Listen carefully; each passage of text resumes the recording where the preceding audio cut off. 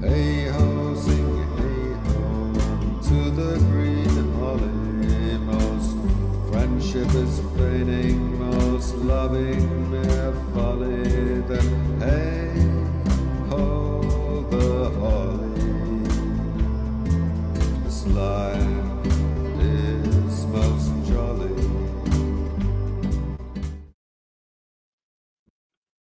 Hello, everybody. Welcome back to the Wheel of Shakespeare Challenge. First round for the month of February. Sorry I missed last week. And I regret that I'm glad to be here with Sheila and Maggie, but I was hoping we get a better turnout from our regulars. And maybe it was missing last week, or maybe it's also, I really should start promoting this a little bit more, getting it out, sharing on in Facebook groups on Shakespeare and so forth. But, and try to bring in new members, I know I work with a lot of other people and other theater stuff, and I never remembered to mention this to them. I really should. I'm sure I could get at least a few of them to join us. But keep in mind, unless something comes up like it did last weekend, I was out of town last weekend. We generally do every Saturday noon Pacific time, randomly chosen monologues and scenes chosen by the wheel um, to perform Shakespeare for you guys. So we'll just, because there's only three of us, myself, Maggie, and Sheila, we'll both do two monologues this time, and before we spin for a scene. And let's see, having difficulty getting a second, trying to get the wheel in here. Okay, there's the wheel. So Maggie is going to go first. So Maggie, myself, then Sheila, and we'll go twice through, and then we'll spin for a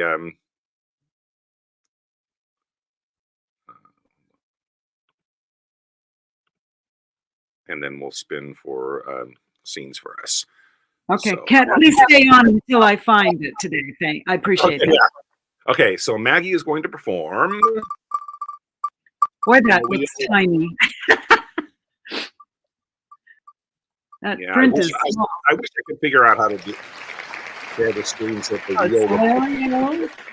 Valeria, I think this is the response to Antonio. I know, not wanting so sad. Okay, why wind cooling? Hang on. So Merchant of Venice. Where is it? Merchant of Venice, 1-1 Solario, correct? Yes, because my wind cooling my broth would make me. My wind, okay, I have it. My wind cooling my broth would blow me to an ague when I thought what harm a wind too great at sea might do. I should not see the sandy hourglass run, but I should think of shallows and of flats, and see my wealthy Andrew docked in sand, veiling her high top lower than her ribs to kiss her burial. Should I go to church and see the holy edifice of stone, and not bethink me straight of dangerous rocks, which, touching but my gentle vessel's side, would scatter all her spices on the stream, and robe the roaring waters with my silks, and in a word, but even now worth this, and now worth nothing? Shall I have the thought to think on this, and shall I lack the thought that such a thing bechanced would make me sad? But tell not me. I know Antonio is sad to think upon his merchandise.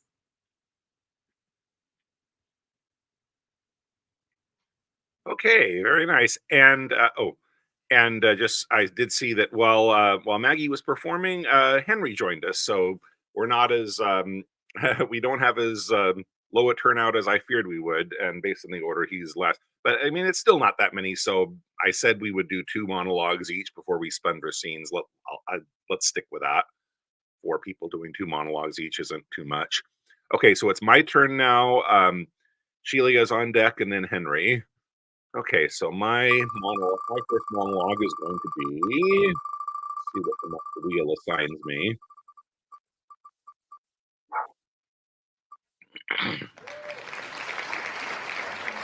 The chorus is the Act 2 prologue, Romeo and Juliet chorus.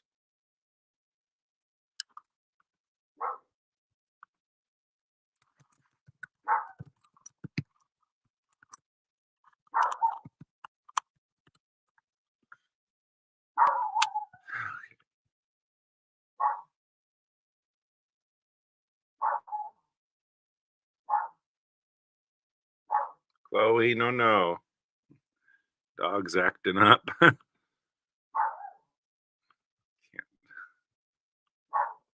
Okay.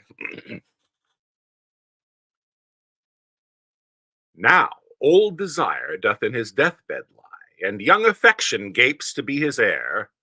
That fair for which love groaned for and would die, with tender Juliet matched, is now not fair. Now Romeo is beloved, and loves again, alike bewitched by the charm of looks, but to his foes supposed he must complain, and she steal love's sweet bait from fearful hooks. Being held a foe, he may not have access to breathe such vows as lovers used to swear, and she as much in love, her means much less to meet her new beloved anywhere. But passion tends with prayer, time means to meet, tempering extremities with extreme sweet. Okay, that was something new for me. Okay, Shelia's turn. She's going to do. By the way, I liked that very much. Very complex. I've got to visit that one again myself. Thank you.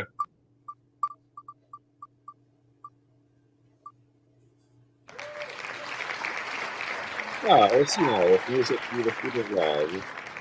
The very opening of Twelfth Night.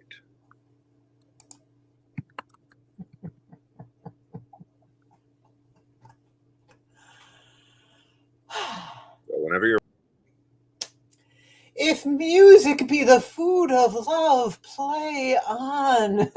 Give me excess of it, that surfeiting the appetite may sicken and so die. That sweet strain again. It had a dying fall. Oh, it came o'er my ear like the sweet sound that breathes upon a bank of violets, stealing and giving odor. Oh, enough, no more. 'Tis not so sweet now as it was before. Oh, spirit of love, how quick and fresh art thou, that notwithstanding thy capacity receiveth as the sea, naught enters there of what validity and pitch soe'er, but falls into abatement and low price, even in a minute. So full of shapes is fancy that it alone is high fantastical.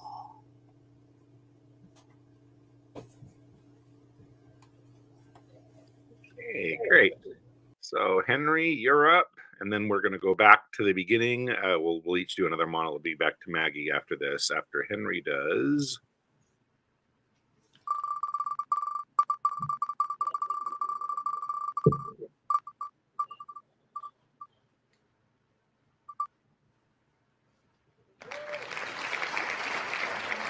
Julia, her hateful hand. This is Julia from Two Gentlemen of Verona, Act 1, Scene 2. About tearing the letter. Act 1, Scene 2. How does it start? I believe, oh, hateful hands.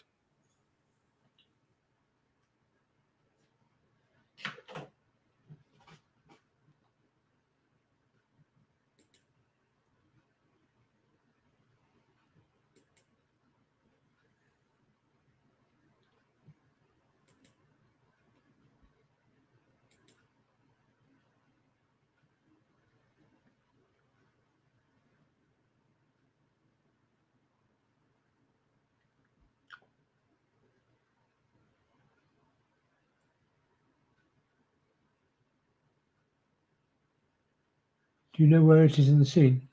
Oh, there we are. Got it. Okay.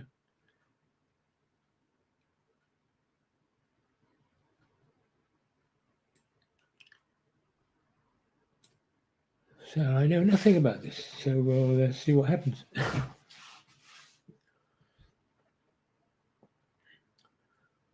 Oh, hateful hands, to tear such loving words, injurious wasps, to feed on such sweet honey and kill the bees that yield it with your stings. I'll kiss each several paper for amends. Look, here is writ, kind Julia, unkind Julia. As in revenge of thy ingratitude, I throw thy name against the bruising stones, trampling contemptuously on thy disdain. And here is writ, love, wounded Proteus. Poor wounded name! My bosom as a bed shall lodge thee till thy wound be thoroughly healed. And thus I search it with a sovereign kiss, but twice or thrice was Proteus written down. Be calm, good wind. Blow not a word away until I have found each letter in the letter, except my own name, that some whirlwind bear unto a ragged, fearful, hanging rock, and throw it thence into the raging sea. Lo, here in one line is his name twice writ, poor, forlorn Proteus, passionate Proteus, to the sweet Julia, that I'll tear away. And yet I will not. Sits so prettily, he couples it to his complaining names. Thus will I fold them one on another. Now kiss, embrace, contend, do what you will.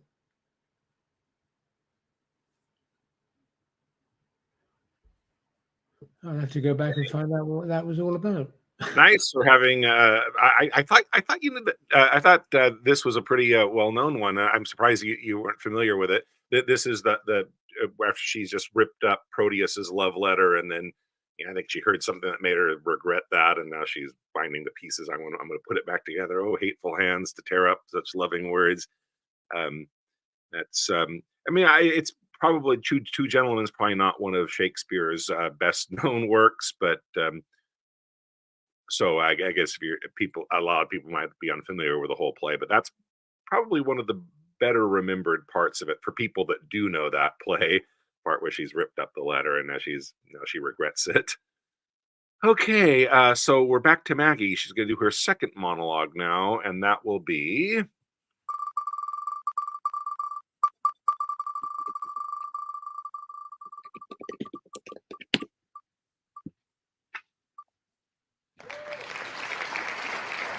War, War, no peace. I believe that's the first line from it. Okay. This is from King John, and I'm sorry, it was Act 3, you said, Scene 1? Act 3, Scene 1, yes. Okay, Act 3, Scene 1, the French King's Pavilion. It starts with "Gone to be married." I think that's another good monologue that Constance has. Oh, I see. Okay, I'm scrolling. This one starts with war, no peace. Okay, I'm scrolling. I think she's got two good monologues in the same scene that are both on the wheel. This one's actually quite short, but I'll go with it. War, no peace. Peace is to me a war. Oh, Limoges, oh, Austria. Thou dost shame that bloody spoil. Thou slave, thou wretch, thou coward, thou little valiant, great in villainy. Thou ever strong upon the stronger side, though thou fortune's champion that dost never fight, but when her humorous ladyship is by to teach thee safety. Thou art perjured too, and soothest up greatness. What a fool art thou, a ramping fool, to brag and stamp and swear upon my party. Thou cold-blooded slave, hast thou not spoke like thunder on my side, been sworn my soldier, bidding me depend upon thy stars, thy fortune, and thy strength, and thou dost now fall over to my force? Thou wear a lion's hide, doff it for shame, and hang a calf skin on those recreant limbs. Thank you. Okay, nice. So it looks like John just joined us, so we keep getting. I was disappointed with how few people showed up, and we got at least 2 added that came late, so that's good. and based on the randomly selected order, he goes after me. It's my turn now, and John is on deck. He'll go after I do my second monologue, which is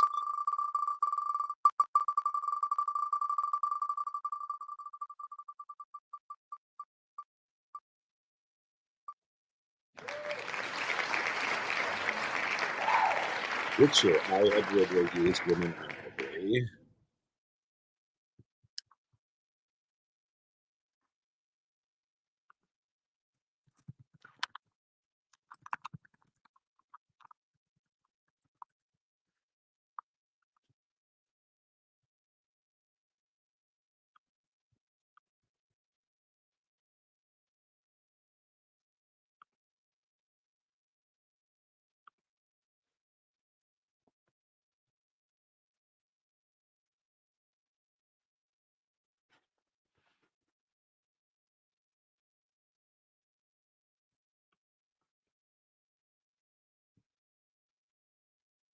I, Edward, will use women honorably. Would he were wasted, marrow, bones, and all, that from his loins no hopeful branch may spring, to cross me from the golden time I look for. And yet, between my soul's desire and me, the lustful Edward's title buried is Clarence, Henry, and his son, young Edward, and all the unlooked for issue of their bodies to take their rooms ere I can place myself. A cold premeditation for my purpose. Why then, I do but dream on sovereignty, like one that stands upon a promontory and spies a far-off shore where he would tread, wishing his foot were equal with his eye, and chides the sea that sunders from him thence, saying he'll lade it dry to have his way. So do I wish the crown, being so far off, and so I chide the means that keeps me from it. And so I say, I'll cut the causes off, flattering me with impossibilities. My eyes too quick, my heart o'erweens too much, unless my hand and strength could equal them. Well, see, there is no kingdom then for Richard. What other pleasures can the world afford? I'll make my heaven in a lady's lap, and deck my body in gay ornaments. And which sweet ladies with my words and looks? Oh, miserable thought, and more unlikely than to accomplish 20 golden crowns. Why, love forswore me in my mother's womb, and for I should not deal in her soft laws, she did corrupt frail nature with some bribe, to shrink mine arm up like a withered shrub, to make an envious mountain on my back, where sits deformity to mock my body, to shape my legs of an unequal size, to disproportion me in every part, like to a chaos or an unlicked bear whelp that carries no impression like the dam? And am I then a man to be beloved? Oh, monstrous fault to harbor such a thought! Then, since this earth affords no joy to me, but to command, to check, to o'erbear such as are better a person than myself, I'll make my heaven to dream upon the crown, and whiles I live to account this world but hell, until my misshaped trunk that bears this head be round impaled with a glorious crown. And yet I know not how to get the crown, for many lives stand between me and home. And I, like one lost in a thorny wood that rends the thorns and is rent with the thorns, seeking a way and straying from the way, not knowing how to find the open air, but toiling desperately to find it out. Torment myself to catch the English crown, and from that torment I will free myself, or hew my way out with a bloody axe. Why, I can smile, and murder whiles I smile, and cry content to that which grieves my heart, and wet my cheeks with artificial tears, and frame my face to all occasions, I'll drown more sailors than the mermaid shall. I'll play more gazers than the basilisk. I'll play the orator as well as Nestor, deceive more slyly than Ulysses could, and like a Sinon take another Troy. I can add colors to the chameleon, change shapes with Proteus for advantages, and set the murderous Machiavel to school. Can I do this and cannot get a crown? Tut! Were it further off, I'll pluck it down. That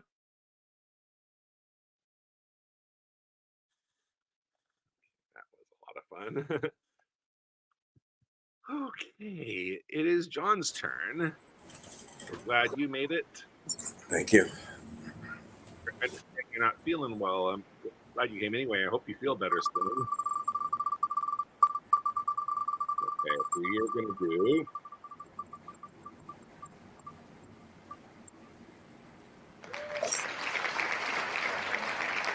Lay down. Okay.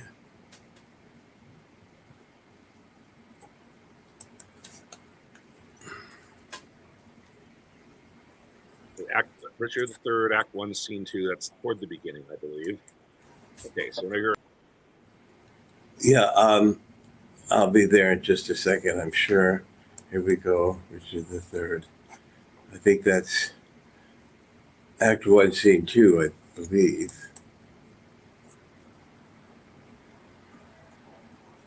Okay. Set down your honorable load, if honor may be shrouded in a hearse.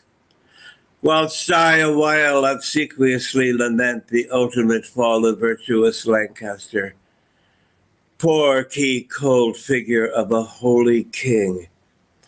Pale ashes of the house of Lancaster, thou bloodless remnant of that royal blood. Be it lawful that I invocate thy ghost to hear the lamentations of poor Anne, wife to Edward, to thy slaughtered son, stabbed in the selfsame hand that made these wounds. Lo, in these windows let forth thy life. I pour the helpless balm of my poor eyes. Cursed be the hand that made these fatal holes. Cursed be the heart that had the heart to do it. Cursed be the blood that let this blood from hence. More direful hap betide that hated wretch that makes us wretched by the death of thee, that I can wish to adders, spiders, toads, or any creeping venom thing that lives. If he ever have child, abortive be it, prodigious and untimely brought to light, whose ugly and unnatural aspect may fright the hopeful mother at thy view, and that be heir to his unhappiness. If he ever have wife, let her be made a miserable by the death of him, as I am made by my poor lord and thee. Come now towards Chertsey with your holy load, taken from Paul's to be interred there, and still, as you are weary of the weight, rest you, whilst I lament King Henry's course.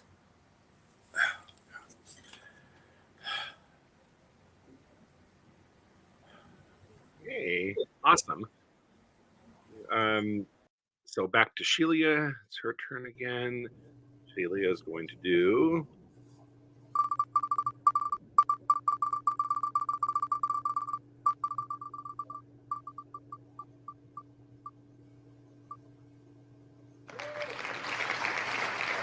One of them. And the prophet moon.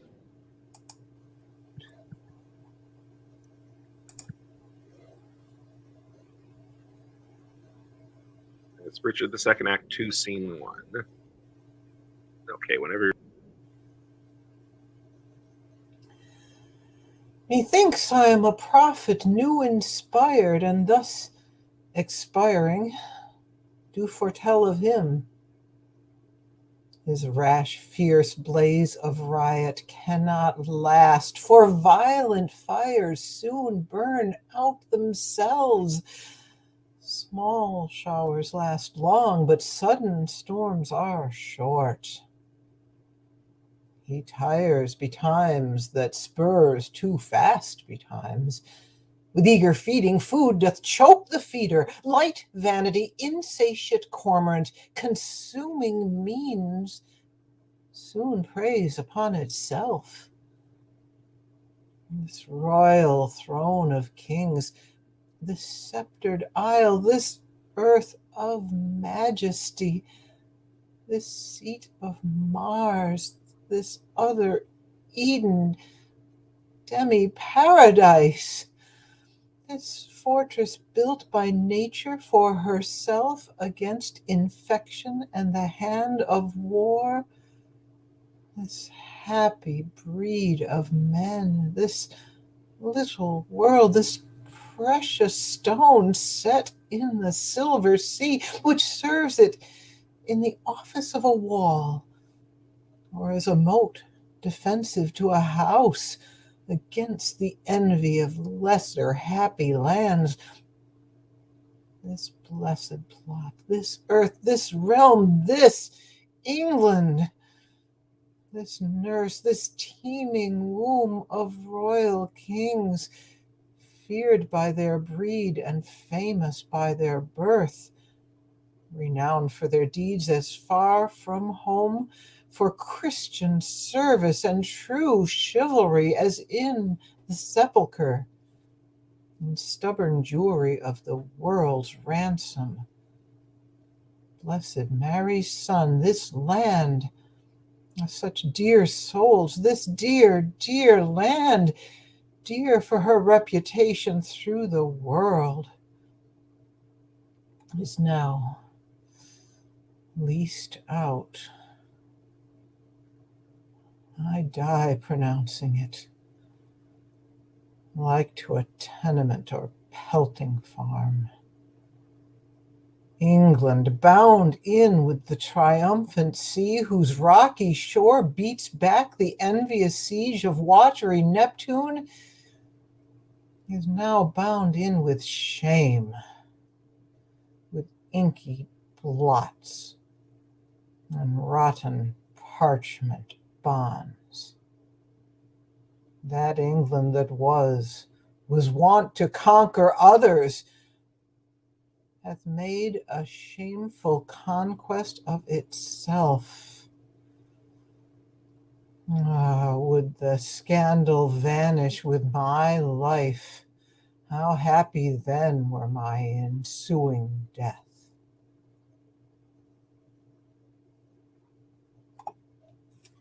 Okay, awesome. So one more monologue from Henry, and then we'll spin for scenes. So Henry is going to do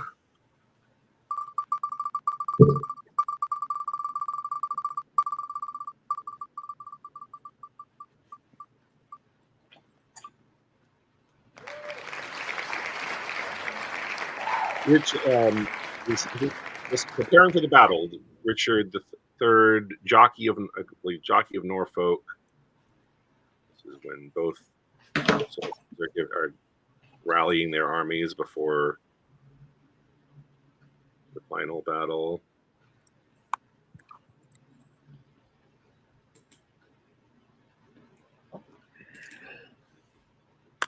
So whenever you're ready. 5-3 on Bosworth Field. Right.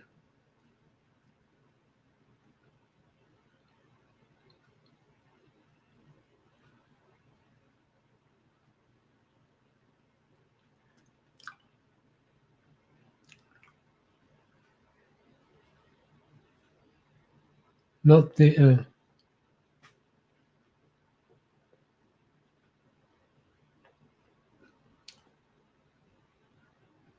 is it some way down the scene?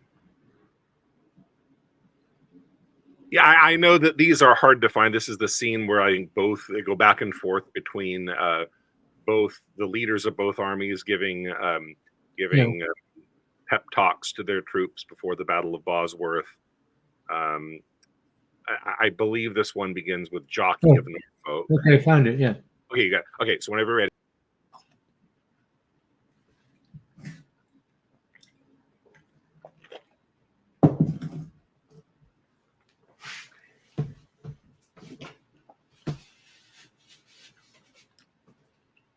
Jockey of Norfolk, be not so bold, for Dickon thy master is bought and sold, a thing devised by the enemy.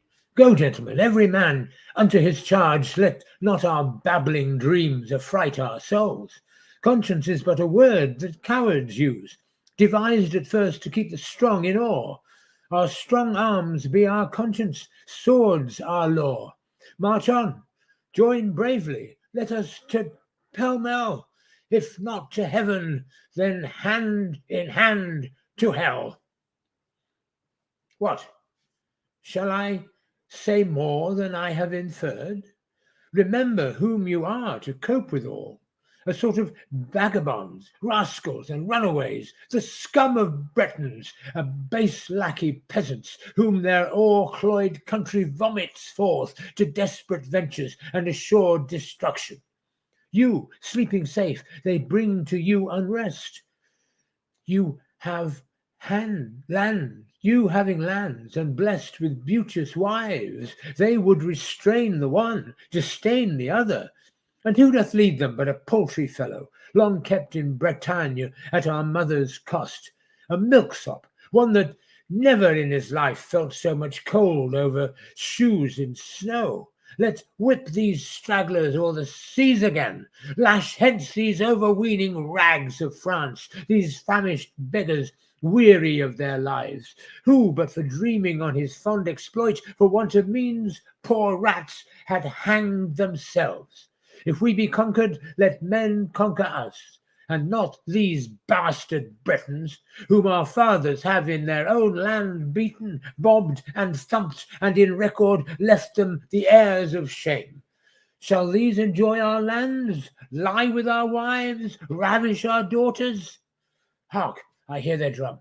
Fight, gentlemen of England, fight, bold yeomen. Draw, archers, draw your arrows to the head, spur your proud horses hard, and ride in blood. Amaze the welkin with your broken staves. Aha!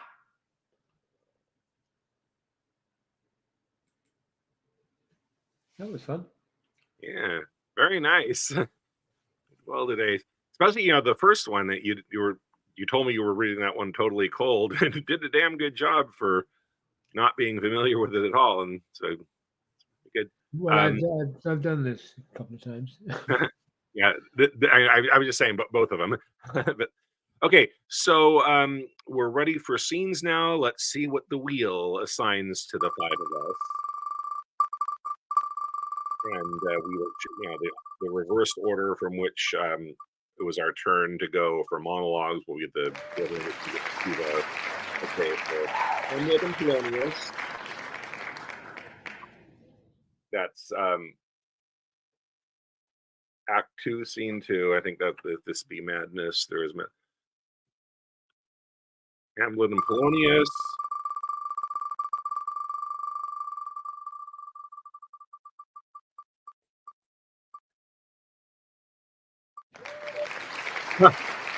Stuck on the wheel stuck on Hamlet. So then Hamlet and Ophelia.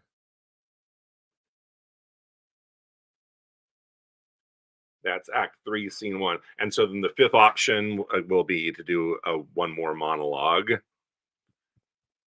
So so the five choices you have is you can be Hamlet in the scene with with Polonius, Hamlet in the scene with Ophelia, or to do one more monologue are your choices.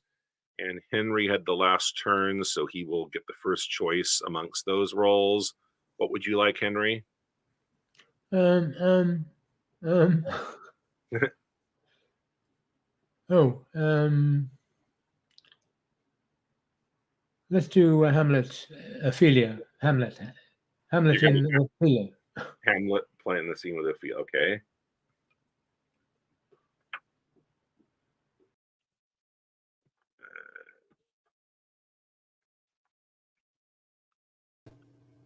Shelia, what would you like?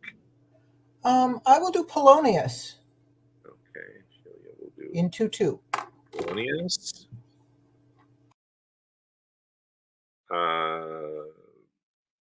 John, what would you like? Well, I'm not sure which one it is, but I guess Ophelia, is that Act 3? Yeah, Henry is playing Hamlet in that scene. You want to be Ophelia to his Hamlet? Yeah, sure. Okay.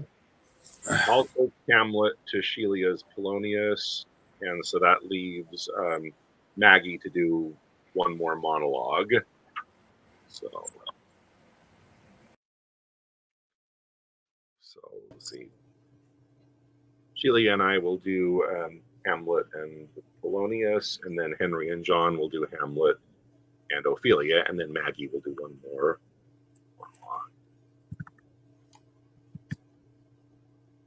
Are we starting at your entrance, Mark? Give me a second to find. I got to figure that out myself. Yeah, I have a couple of lines and then I greet you.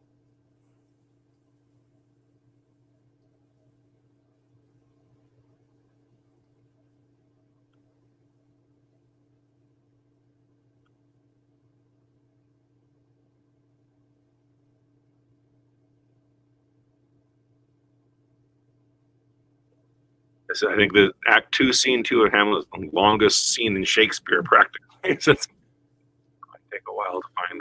It's about a third of the way into the scene.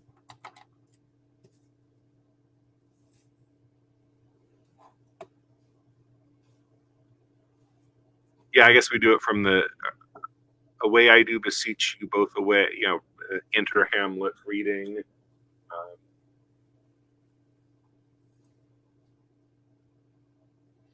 Yeah, I think. Ready? Are you ready? I'm ready. Away, I do beseech you both, away, I'll board him presently.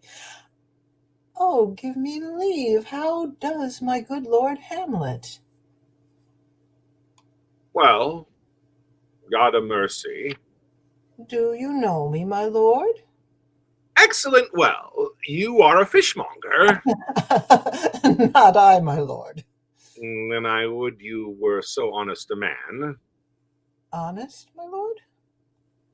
I, sir, to be honest as this world goes, is to be one man picked out of 10,000. That is very true, my lord. For if the sun breed maggots in a dead king, being a god-kissing carrion, have you a daughter? I have, my lord. Let her not walk in the sun. Conception is a blessing, but not as your daughter may conceive. Friend, look to it. How say you by that? Still harping on my daughter. Yet he knew me not at first. He said I was a fishmonger. He's far gone, far gone. And truly, in my youth, I suffered much extremity for love. Very near this. I'll speak to him again. What do you read, my lord? Words. Words. Words. What is the matter, my lord? Between who? I mean, the matter that you read, my lord. Slanders, sir.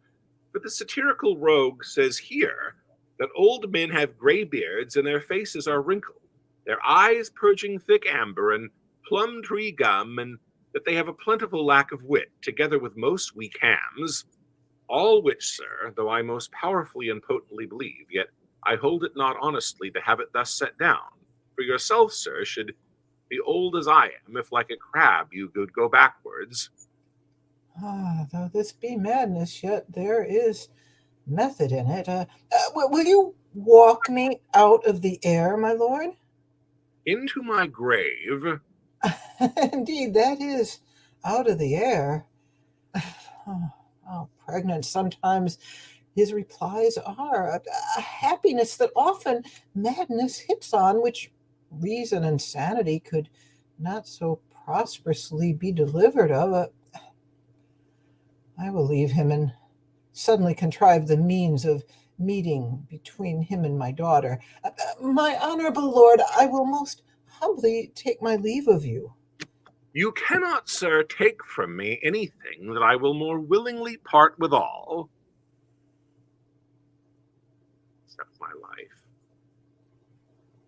Except my life. Fare you well, my lord.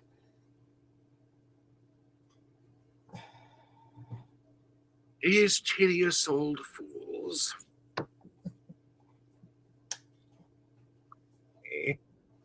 That was fun. Yeah, very fun.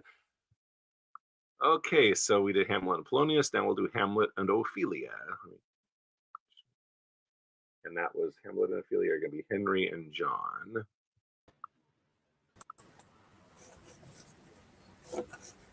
Is it okay if I do to be or not to be, which is the beginning of the... Sure, yeah, if you want. I'll remove John and I'll have you start with that. And Although some people think that Ophelia was listening to that.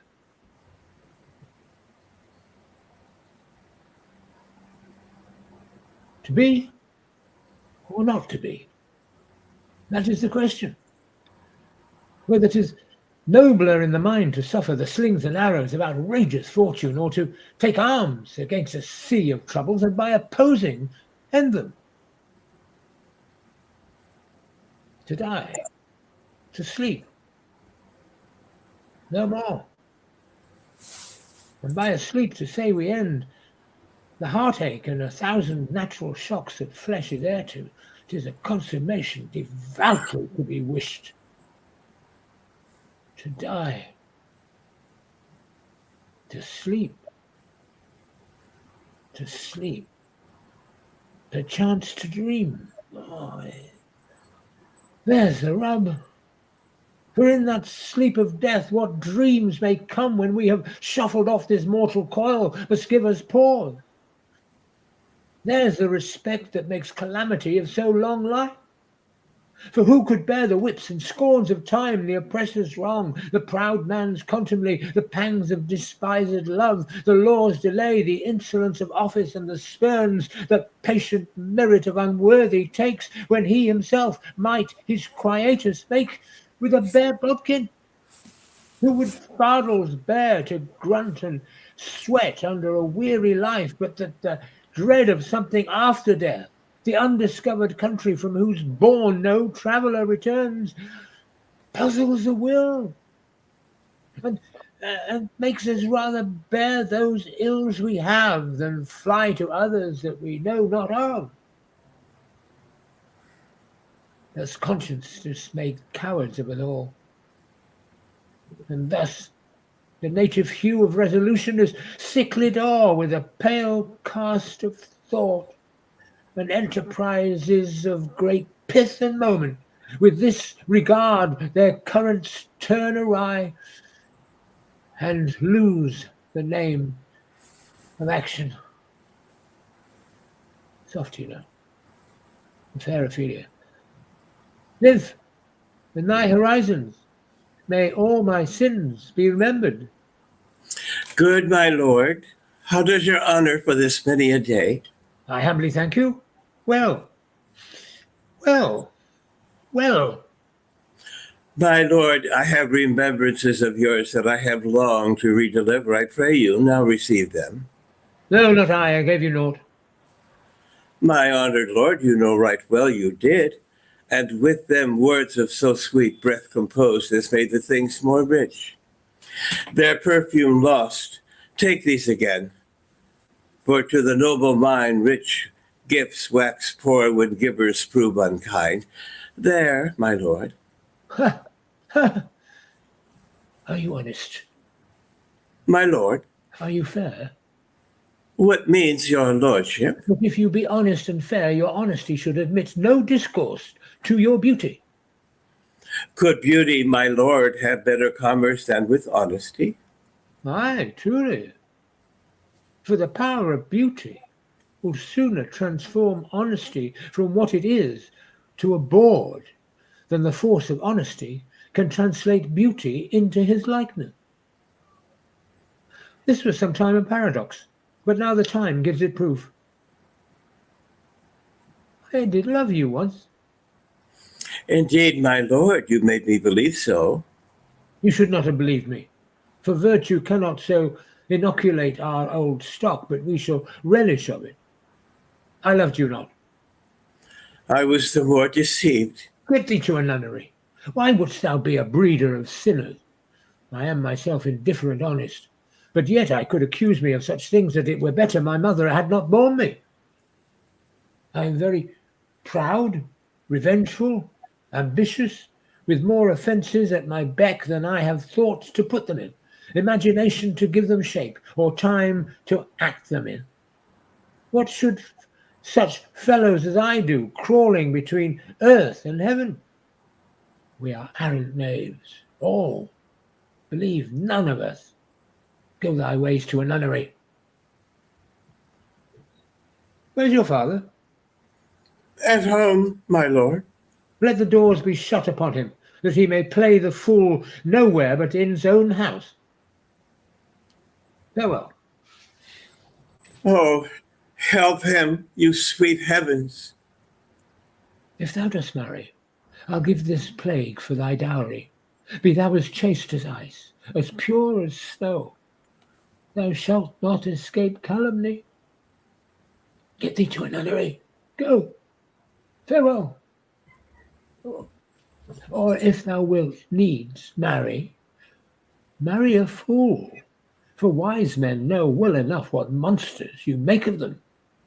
To a nunnery. Go, and quickly too. Farewell. O heavenly powers, restore him. I have heard of your paintings too, well enough. God has given you one face, and you make yourselves another. You jig, you amble, and you lisp, and nickname God's creatures, and make your wantonness your ignorance. Go to, I'll no more on't. It has made me mad. I say we will have no more marriages. Those that are married already, all but one, shall live. The rest shall keep as they are. To a nunnery. Go. Oh, what a noble mind is here o'erthrown. The courtiers, scholars, soldiers, eye, tongue, sword, the expectancy and rose of the fair state, the glass of fashion and the mold of form, the observed of all observers, quite down. And I, of ladies most deject and wretched, that suck the honesty of his music vows, now see that noble and most sovereign reason, like sweet bells jangled out of tune and harsh, that unmatched form and feature of blown youth, blasted with ecstasy. Oh, woe is me, to have seen what I have seen, see what I see.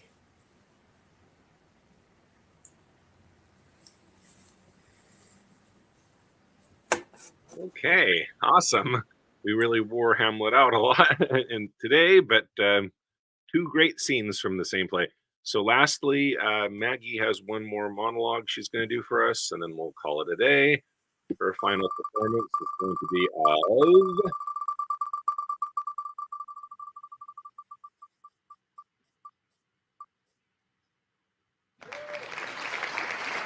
Hermione. Oh, Share your threats. Winter's oh yeah, this is a famous one. Okay. Winter's Tale.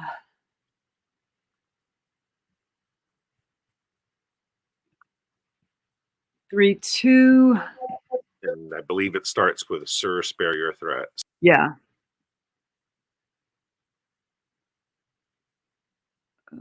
Where is it? Okay. Sir, spare your threats. The bug which you would fright me with I seek. To me can life be no commodity. The crown and comfort of my life, your favor, I do give lost, for I do feel it gone, but know not how it went. My second joy and first fruits of my body, from his presence I am barred, like one infectious. My third comfort, starred most unluckily, is from my breast, the innocent milk in its most innocent mouth, haled out to murder. Myself on every post proclaimed a strumpet. With immodest hatred the childbed privilege denied, which longs to women of all fashion. Lastly, hurried here to this place in the open air before I have got strength of limit. Now, my liege, tell me what blessings I have here alive that I should fear to die. Therefore, proceed. But hear this, mistake me not. No life, I prize it not a straw, but for mine honor, which I would free if I shall be condemned upon surmises, all proofs sleeping else, but what your jealousies awake. I tell you, 'tis rigor and not law. Your honors all, I do refer me to the oracle. Apollo be my judge.